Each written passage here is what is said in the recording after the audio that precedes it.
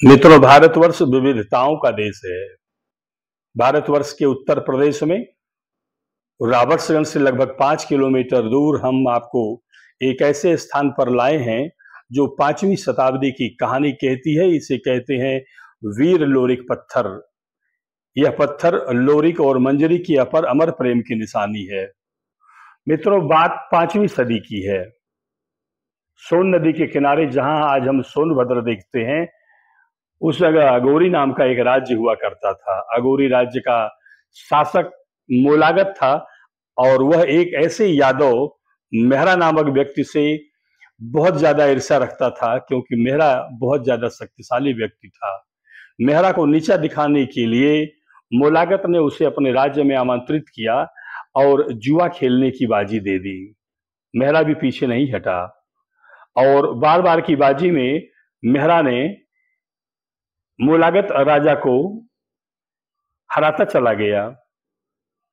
और जब ब्रह्मा जी ने ये देखा कि राजा मोलागत हार करके पूरा राज्य और सब कुछ खो देगा, तो उन्होंने भिक्षु का रूप धारण करके मोलागत के पास आए और उन्होंने सोने के कुछ सिक्के दिए और कहा कि इन सिक्कों से तुम जुआ खेलोगे तो तुम जीत जाओगे।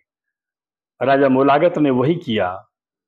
मेहरा को उन्होंने 6 बाजियों में हराया और इस कदर हराया कि मेहरा की गर्भवती पत्नी को भी बाजी में खोना पड़ा और वह उनकी गर्भवती पत्नी अब राजा मोलागत के अधिकार क्षेत्र में आ गई।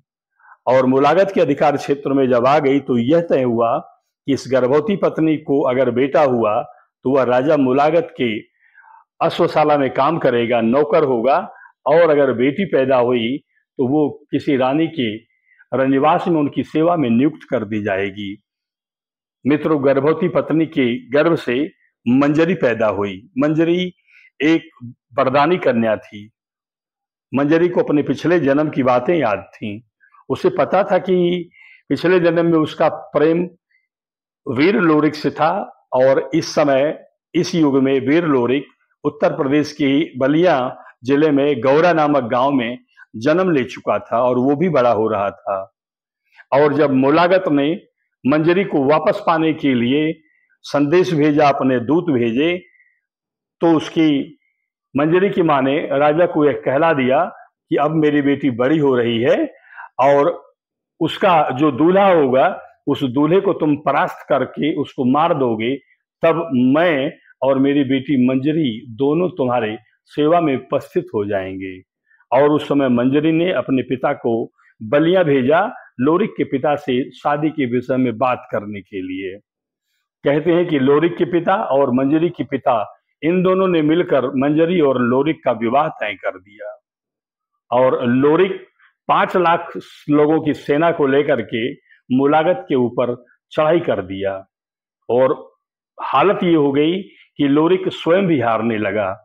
तब मंजरी ने उसे एक निवेदन किया कि अगोरी राज्य के किले के पास गोठानी नामक एक गांव है और भगवान शिव का वहां मंदिर है। भगवान शिव के मंदिर में जाकर आराधना करने पर तुम्हारी जीत हो सकती है। और लोरिक ने यही किया।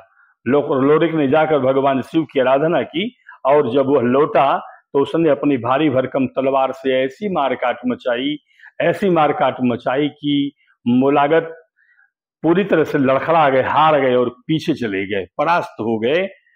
और फिर उसके बाद लोरिक ने मंजरी को लेकर के उस राज्य से वापस अपने घर, अपने देश की ओर लौटना चाहा। तो मंजरी ने उससे प्यार से कहा कि हे वीर, तुम हमें इतना प्यार करते हो, मैं तुम्हें इतना प्रेम करती हूं, यह जनाने के लिए ऐसा कोई महान काम करो कि हमारे यहाँ से जाने के बाद भी हमें लोग याद रखें, हमारे प्रेम को याद रखें। कहते हैं कि वहां पर खड़ी बहुत ही बड़ी और विशालकाय चट्टान को वीर लोरिक ने अपने तलवार के प्रहार से काटकर 2 खंडों में कर दिया। मित्रों, आज हम उसी स्थान पर, उसी ऐतिहासिक स्थान पर आपको ले आए हैं और कहते हैं कि लोरिक के तलवार से कटी हुई चट्टान के एक टुकड़े से लोरिक की पत्नी, खूबसूरत पत्नी मंजरी ने अपनी मांग भरी। तो आज हम उसी स्थान पर मौजूद हैं और आपको वीर लोरिक और मंजरी के अमर प्रेम की कहानी की पहचान लिए चट्टान कटे हुए या एक विशालकाय चट्टान को दो भागों में कटे हुए स्थान पर हम आपको ले आए हैं और दिखा रहे हैं।